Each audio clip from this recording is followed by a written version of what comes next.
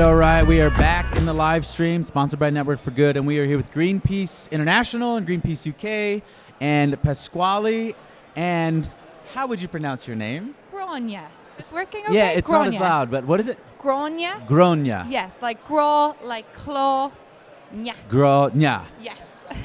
Okay. Do you have a nickname or?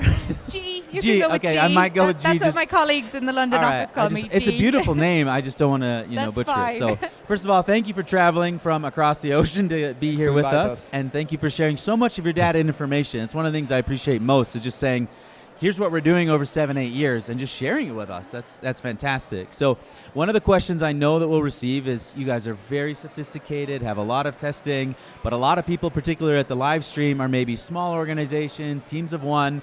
But if they're saying, how can we really simplify or get started in lead generation, and maybe don't have some of the resources, where would you suggest that they kind of start? Is it just choose one channel? Is it just go through like one user flow and not get too much in segmented? Like, how would you suggest that they really take this approach in a more simplified way? Yeah, my opinion is if you are a small organization, first of all, you need to take care about content. So you need to find someone that generates content for you. If you don't have resources internally, you can go to some filmmaker or video maker outside and like these resources and bring. And then yes, choose like the most easily channel that is Facebook.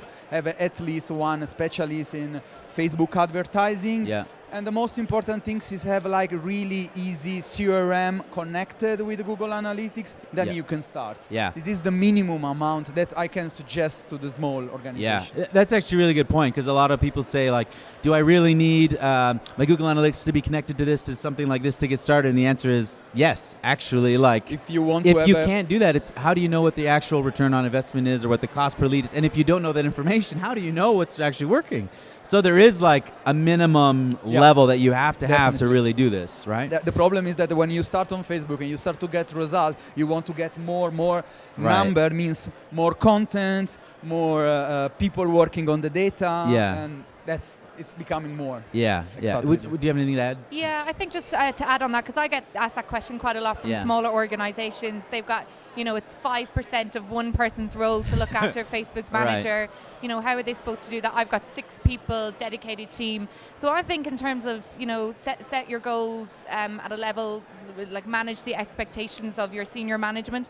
But other things like practical things you can do, there are tons and tons of guides out there, but it does take time. It takes a day or two to sit down, watch those tutorial videos, look at all the different forums.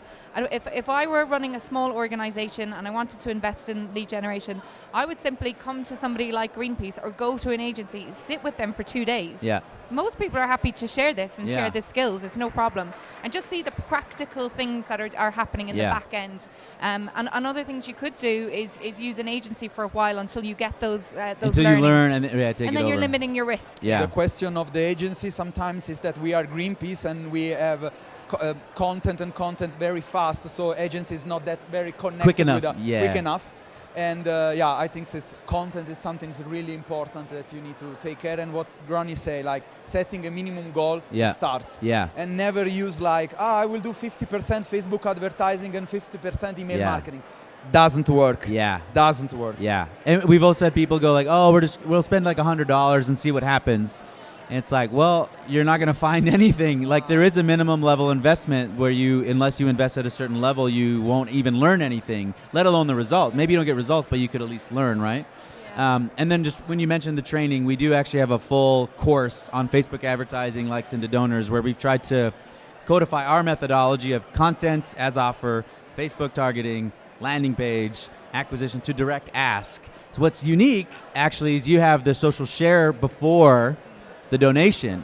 And that was one of the things that we thought was really interesting, because we haven't really experimented that much. We just moved from email acquisition, right, to donation. The follow-up is immediately the donation. Right, exactly. But there's the ulterior benefit of the social share. Can you unpack that a little bit more about why you do that definitely, and approach? we that would have been quite a cultural change, like to say, oh no, we should ask for money because we've got them in. But no, actually the share was more important because we're bringing bigger volumes of people through.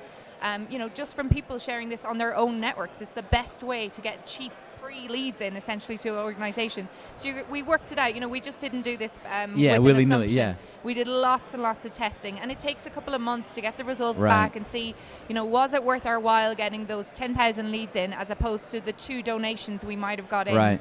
over here if we'd done that. So it's all about A/B testing. But I do also think these things are trends.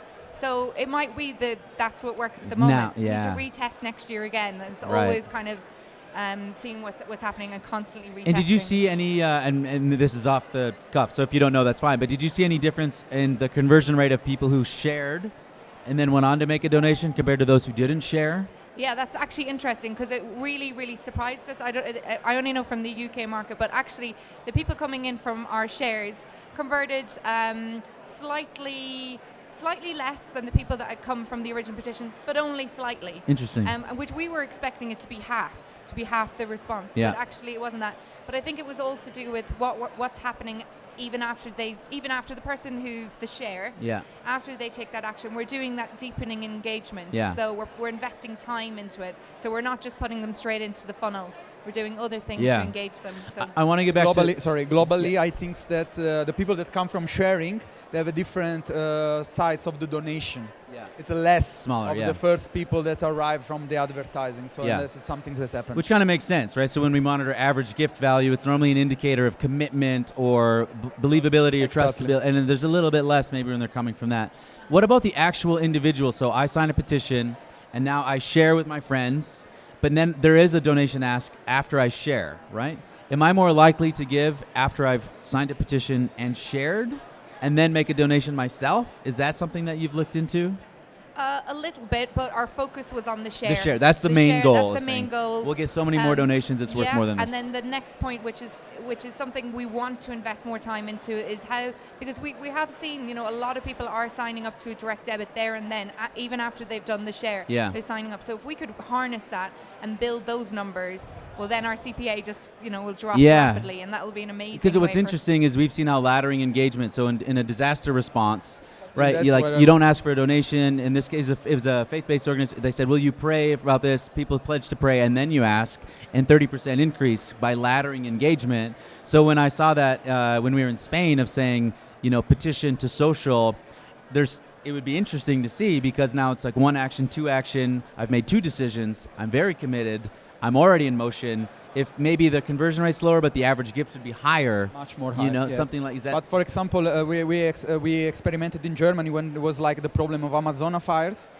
The follow-up after the petition was directly donation, don't ask, because of course it's a short terms. I mean, the fire will finish after 3 days, so we are going directly to the donation. That makes sense. And we get 300 donation with 2 posts and around 14,000 euro. Wow.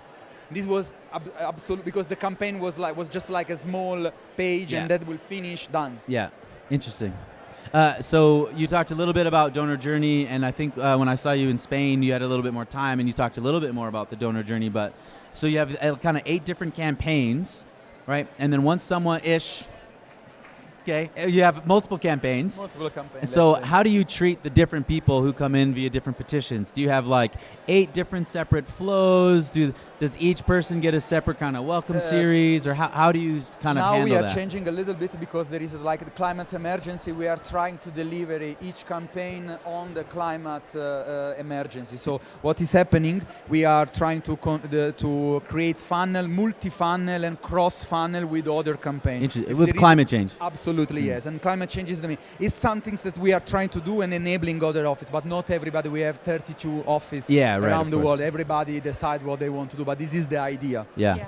And in the UK, last year, for example, we tested this. So we had this amazing campaign called Rangtang, which was this character we created around deforestation. And we decided, okay, well, let's silo these people for a little bit. Let's give them a bespoke email journey, bespoke content that they'll see on their social channels. And it did have better conversion rates, and it did have better attrition slightly, not like massively.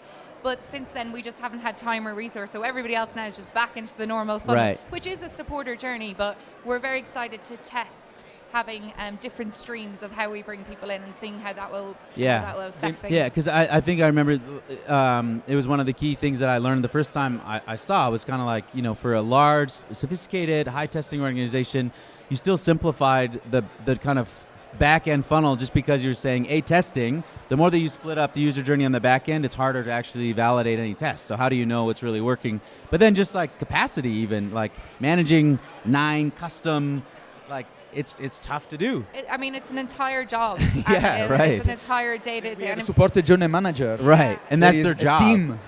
So I think that the neat thing against small and medium-sized nonprofits, sometimes I think when we're getting into segmentation, like, do we need 9 different? No, you don't actually. Like, how do you simplify it down? And also the most important things is always stay in the same channel where these people come, because we need to write the right people on the right channel. Is something really important. Interesting. Because we are doing a big switch from the email journey to more tailored journey from social media. Interesting. So that's the challenge. Yeah.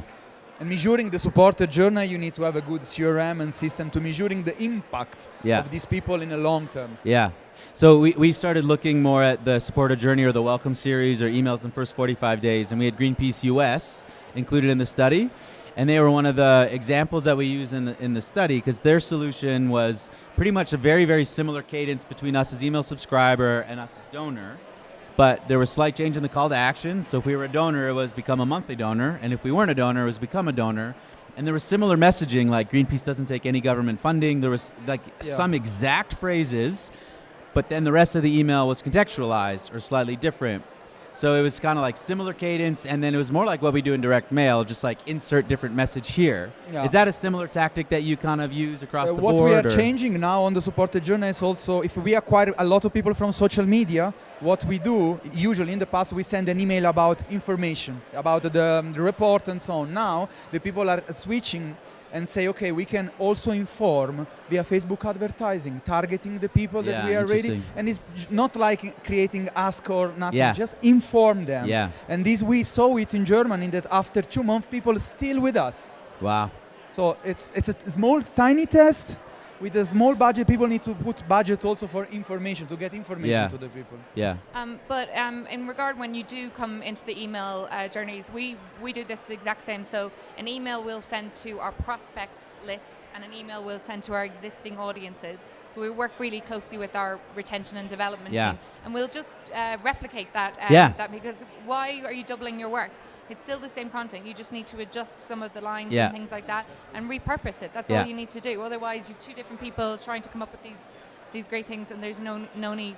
An interesting thing that we started testing as well with our email comms or any of our landing pages is when people land on the page, they sign up to, let's say, £5, £6, £7 a month, and there and then we say to them, after a year, our costs are going to go up as things do in inflation. Would you be happy for your gift to increase next year? So after they commit, you kind of have them commit them to the upgrade. To the upgrade already. Yeah, and we still upgrade them in the normal way, even after that, in the normal way. And it's working really well. Interesting. Another interesting point, that next year will be the year for Greenpeace about Facebook bots.